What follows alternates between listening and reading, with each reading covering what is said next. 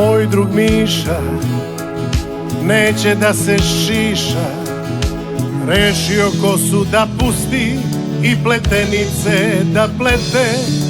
Rešio je da bude čupavo dete. Uzalud mu govori njegov stari deda: kosa ti je, Mišo, duža od svih baba i tetaka. Ošišaj se, Mišo, molim te, svako te gleda.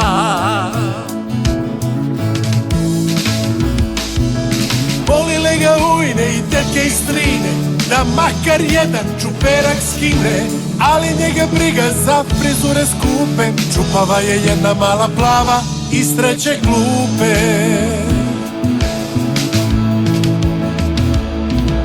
Molile ga ujne i tetke i strine da makar jedan čuperak skine, ali njega briga za frizure skupe. Čupava je jedna mala plava iz treće klupe.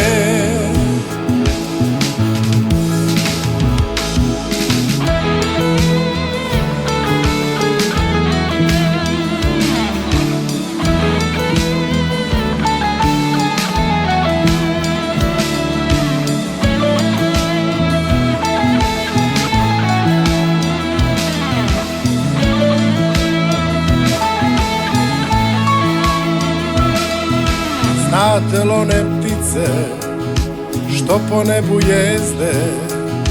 Krenule su na jug i htele su uz put da slete i u kosu da mu se ugnezde. Zamislite, u kosu.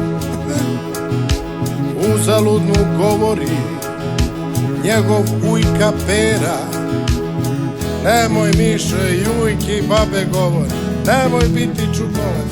Ošišaj se, Mišo, molim te, čisto radi reda.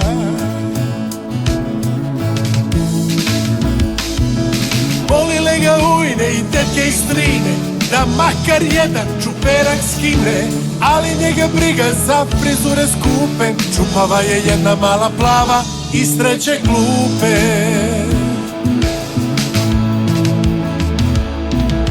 Molile ga ujne i tetke i strine da makar jedan čuperak skine, ali njega briga za frizure skupe. Čupava je jedna mala plava iz treće klupe.